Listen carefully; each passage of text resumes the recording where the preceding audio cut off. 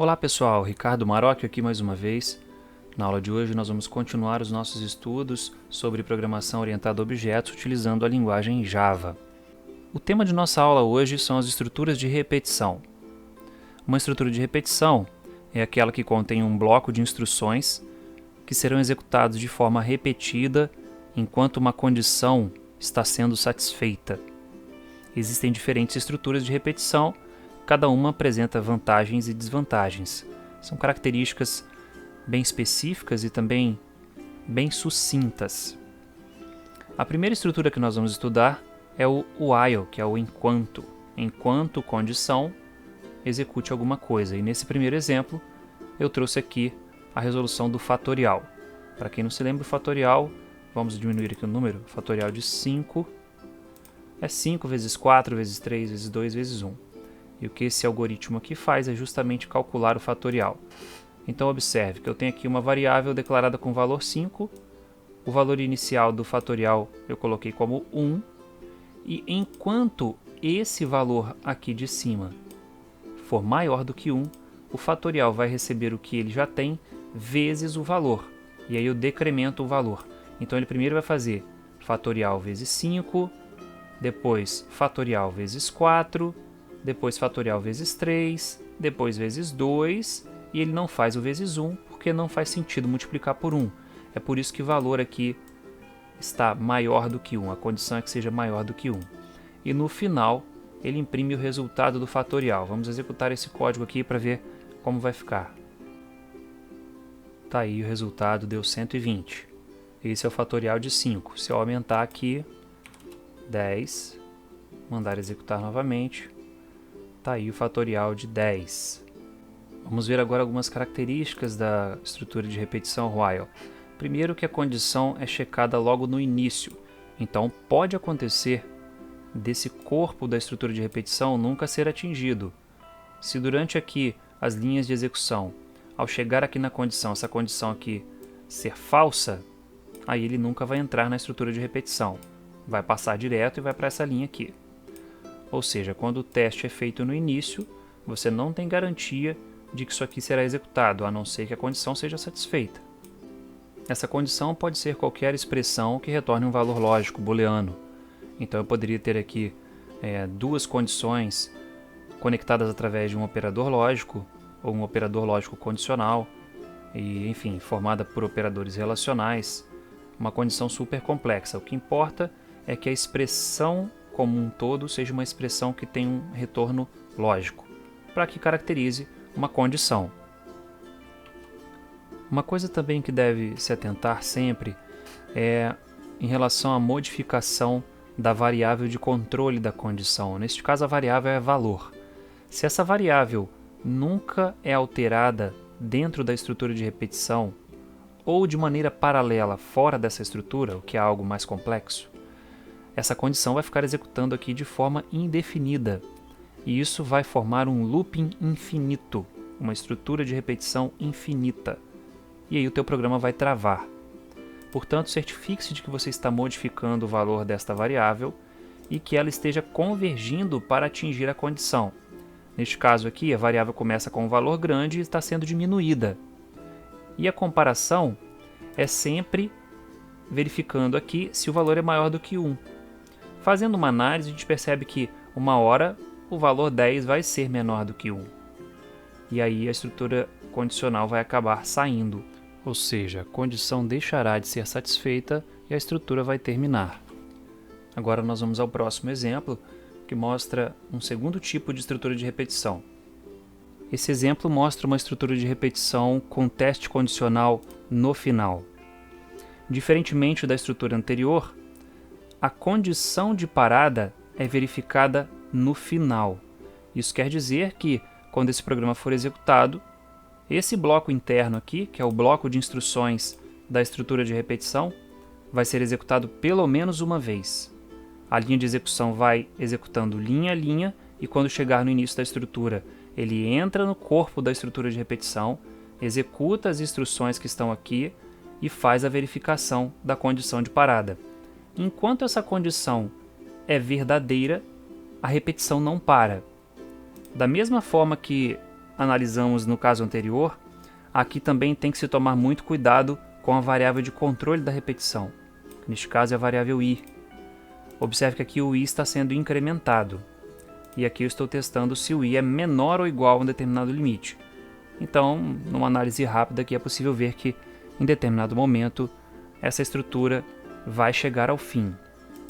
Agora nós vamos ver um terceiro tipo de estrutura de repetição. O exemplo mostra a estrutura de repetição for. Essa estrutura, ela, assim como o while, tem o teste de condição de parada no início, e ela é completamente controlada por este bloco que você coloca aqui. Na verdade, por esse conjunto de instruções aqui. Vamos compreender essas instruções. Começa aqui com a inicialização de um contador. Aqui é a condição de parada baseada nesse contador. E aqui o incremento do contador. Meu contador, nesse caso, foi declarado com o nome i, mas eu poderia ter declarado ele com outro nome. A condição de parada verifica se o i atingiu o limite. E aqui eu tenho o incremento da variável i. O problema solucionado aqui é o mesmo do exemplo anterior, que é a impressão da tabuada de um determinado número. Nesse caso, o número 8. Se eu executar, vamos lá, nós podemos ver aqui que o resultado é idêntico ao do exemplo anterior. Porém, foi feito de uma forma um pouco diferente, usando uma outra estrutura de repetição. As características da estrutura for é que ela tem uma notação mais simplificada. Logo no início aqui você já define qual vai ser a variável de controle, neste caso aqui é o i, qual é a condição e qual é o incremento da variável. Inclusive isso evita até de você entrar em um loop infinito, porque toda a situação de controle do looping da repetição está aqui, fica mais fácil de visualizar. Como eu disse anteriormente, essa estrutura se parece um pouco com o while, no sentido de que o teste de continuidade ou de parada é feito logo no início. Isso quer dizer que pode ser que essa instrução não seja executada, porque se o teste já der falso assim que a estrutura for atingida pela linha de execução, as instruções que estão dentro da estrutura de repetição não serão executadas. Uma coisa interessante dessa estrutura de repetição é que a variável de controle i ela pode ser útil para diversas situações. Uma dessas situações é a indexação de vetores. Nós vamos ver vetores logo em seguida. Portanto, fazendo aqui um rápido resumo, nós temos a estrutura while, que faz o teste no início. Temos a estrutura do while, que faz o teste no final, ou seja, a instrução vai ser executada pelo menos uma vez, o bloco de instruções. E temos a estrutura for, que possui um contador. São as características principais dessas três estruturas de repetição. Vamos agora estudar um pouco de vetores. Um vetor é um conjunto indexado de dados. Os elementos de um vetor podem ser acessados através de um índice. No Java, o primeiro elemento do vetor tem índice 0 e o último vai ter o índice igual ao tamanho do vetor menos 1. Isso significa que se no Java você tem um vetor de 10 elementos, esses elementos estarão indexados de 0 a 9. Neste exemplo aqui, nós temos três formas de se declarar vetores. Neste caso, todos os vetores são do tipo int. Aqui eu tenho uma primeira declaração, vetor 1, que apenas indica que é um vetor de inteiros, não foi definido o tamanho e ele nem foi inicializado. No vetor 2, nós temos aqui a definição de que é um vetor de inteiros e aqui uma inicialização com um vetor de inteiros de 3 posições. Nesse momento aqui, uma memória para armazenar 3 números inteiros foi reservada para esse vetor. Esse terceiro vetor é declarado também como um vetor de inteiros e já é inicializado com valores. Então observe que aqui vetor 3 vai guardar os valores 10, 20 e 30. Já é um vetor inicializado com esses valores. Aqui embaixo nós temos um acesso aos elementos desse vetor, ou desses vetores. E o acesso se dá através do índice. Neste caso, eu estou acessando o primeiro elemento dos 3 vetores. No caso do vetor 1, aqui já acusa um erro porque vetor 1 não foi inicializado. Então eu não posso atribuir o valor 1 à primeira posição do vetor 1. Não posso atribuir nenhum valor, porque não existe memória reservada para se guardar esse valor na primeira posição do vetor 1. Esse ou qualquer outro valor. Já o vetor 2 foi inicializado, porém não foi preenchido. É um vetor que possui valores vazios, né? Possui espaços reservados, mas vazios.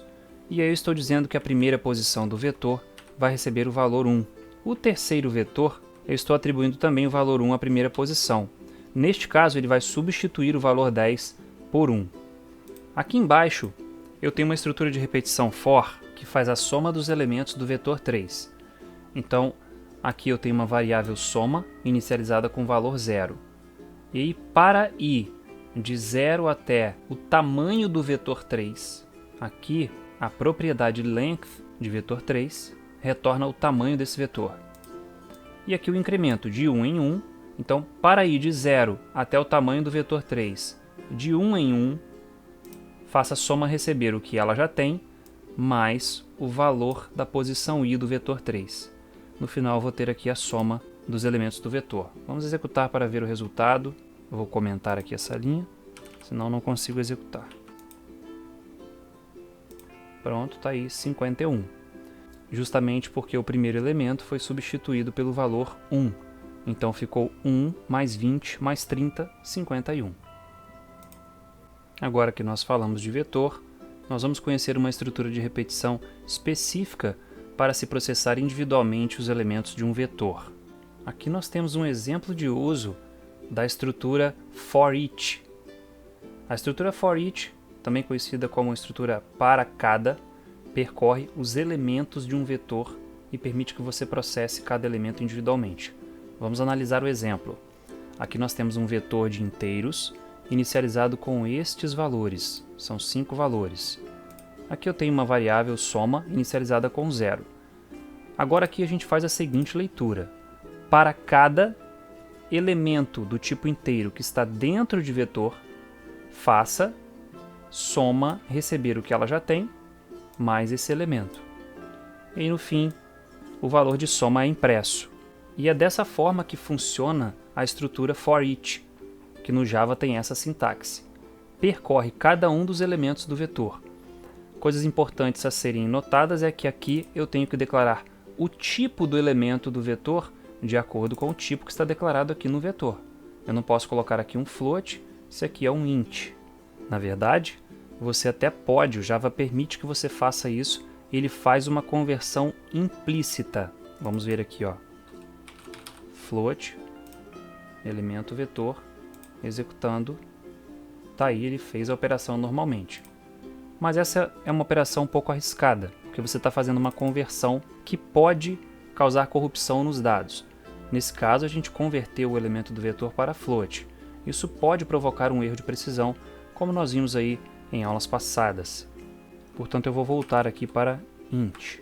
Em alguns contextos um pouco mais avançados, esse recurso de poder tratar o elemento de forma convertida aqui no for each pode trazer alguns benefícios, quando se trata de tipos complexos. Nós vamos ver isso mais adiante. Agora nós vamos ver dois comandos que são capazes de mudar o comportamento de uma estrutura de repetição. Nesse exemplo, nós temos os dois comandos que modificam o comportamento de uma estrutura de repetição, que são os comandos break e continue. Vamos analisar então o exemplo para entendermos a diferença entre esses dois comandos. Nessas duas estruturas de repetição, eu tenho uma estrutura for com uma variável de controle i que varia de 0 a 9 e um comando que imprime o valor de i a cada iteração. Porém, a presença dos comandos break e continue vão modificar o comportamento padrão dessas estruturas de repetição. Nos dois casos, a gente pode ver que a chamada ao comando break ou ao comando continue ocorre mediante uma condição, que neste caso é de i ser igual a 5. E neste primeiro caso, quando i for igual a 5, o break será chamado e a estrutura de repetição vai ser abandonada, fazendo com que a linha de execução passe imediatamente para a próxima instrução, que é o comando de saída aqui da linha 10. Já no segundo caso, quando i for igual a 5, o continue é que vai ser chamado e a iteração atual vai ser abandonada. Não a estrutura de repetição. Apenas a iteração atual é que será abandonada. Ou seja, a estrutura de repetição segue para a próxima iteração.